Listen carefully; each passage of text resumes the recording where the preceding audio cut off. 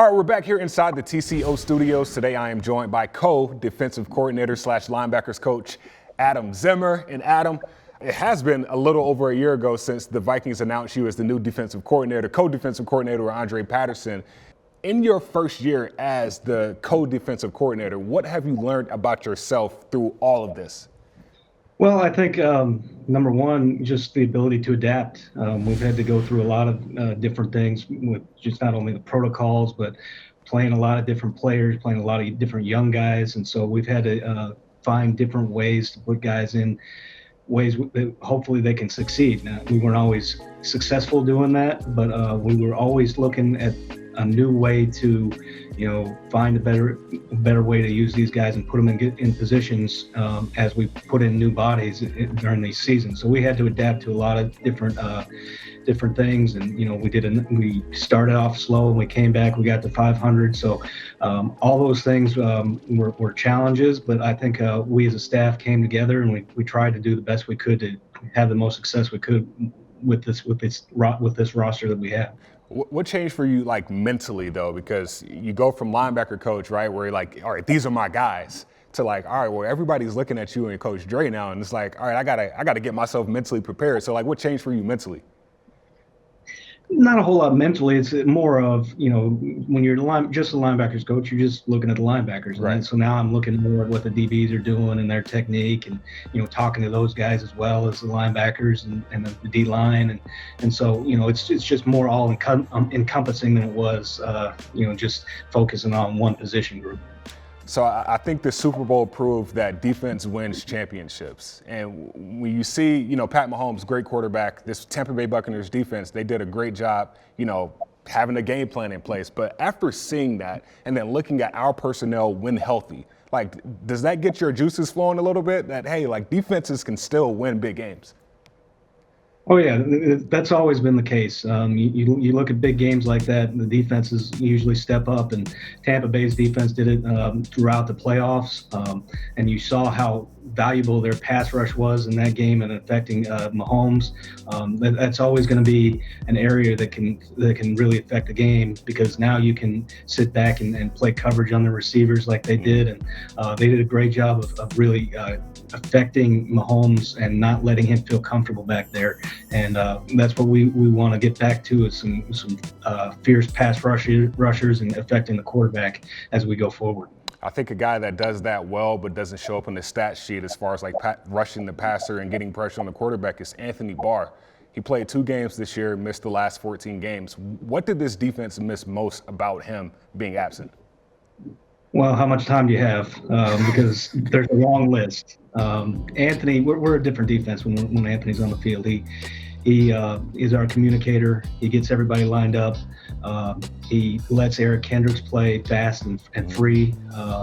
He has to be accounted for by the offensive line in protection, because he's big and he's physical and he's athletic. And when he's not in there, they're not as, not to say that we haven't had some sacks with Eric Wilson or Eric Kendricks, but they're not as worried about our linebackers blitzing as they are when Barr's in there.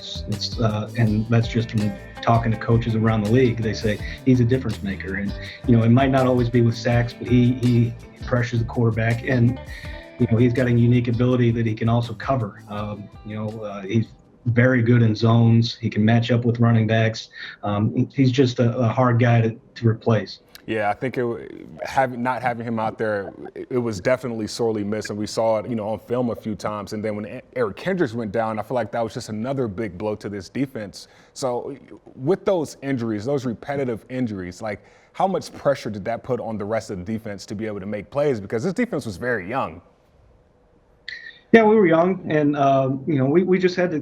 We tried to change some of the way we did things, play some different coverages, play some different fronts, just to mix it up. Because we were, there's some things that when you're young, an Eric Kendricks or an Anthony Barr can make up, because they can make a play just on their natural instincts or natural ability.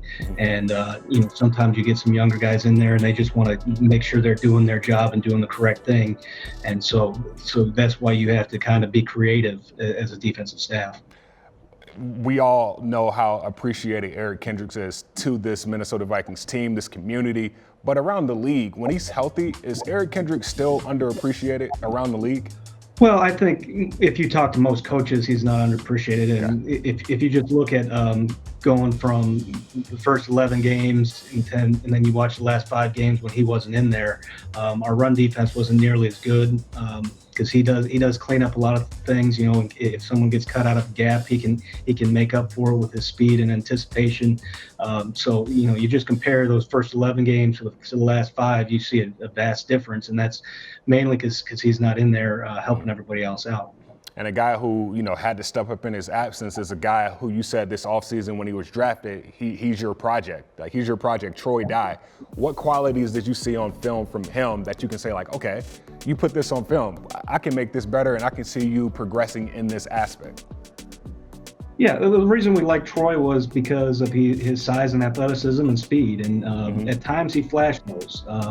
You know, I think a full off season is going to help him. Hopefully, we can have that with OTAs and those types of things, because he does need just reps. And you know, I did notice a big difference from the first game he had to come in to the Detroit game, the last game of the year. He was playing physically. He made some nice plays in the passing game, so the potential is there. He's just got to hone in and lock in on his details, and I think he's got a lot of potential. I'm going to let Andre Patterson stick to the defensive line, but I want to move to the DBs, because a lot of people don't understand how hard it is to play the nickel cornerback position. You're basically playing cornerback, but you're scooting into playing linebacker at times too, because you got to fill a hole. So for a guy like Jeff Gladney, Montgomery knocked down. Excellent play by Jeff Gladney from his corner spot. from week 1 to week 16, his immense growth through that time. How excited are you to work with him in year 2? Yeah, I think Jeff has a chance to be a tremendous nickel. You know, I was just looking at some stats that the scouting department gave us. He played more plays than any corner in the rookie corner in the league. Wow.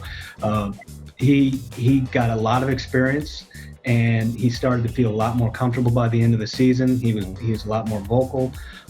And the thing about him is he's not afraid to stick his nose in the running game, which you have to do as a nickel, okay? Because all these offenses are starting to run all these rockets and jet sweeps and stuff where they're getting a nickel in the box, and they've got to be able to be physical and make tackles and take on offensive linemen. So I think Jeff had a good start. You know, he's still got a lot of ways to grow, and we're going to try and help him with that as much as we can this offseason. But I think he has a chance to be a very good nickel. And a guy alongside of him, Cameron Dancer, another rookie cornerback, we know what he has done, what he has put on film. What areas does he need to continue to grow other than, I guess, just putting on weight? Well, just like all the rookies, they need to keep focusing on their technique, attention to detail. There's a lot of things we like from Cam, but like all rookies, they've got to keep their thumb on the technique and hone in on those things. And, you know, in year 2, you know, they know what to expect in the NFL and the grind the season is. And so I think they'll have a better idea of how to prepare themselves for the upcoming season. And lastly, with, you know, the draft and free agency all looming and approaching, have you guys started to figure out some points of emphasis for this defense heading into this offseason at all? Well, yeah, we've got a lot of things we're wanting to study and get better at. Obviously, you know, we need to be more firm against the run, and we need to give up a lot fewer big plays. So those are always going to be things that are on our agenda. But I'm looking forward to, you know, really getting down with the staff once we get the staff finalized and coming up with some great ideas on how we can improve and keep these young guys getting better each and every day. A lot of young guys, a lot of veterans. I'm looking forward to this offseason and the 2021 season. Adam, thank you again.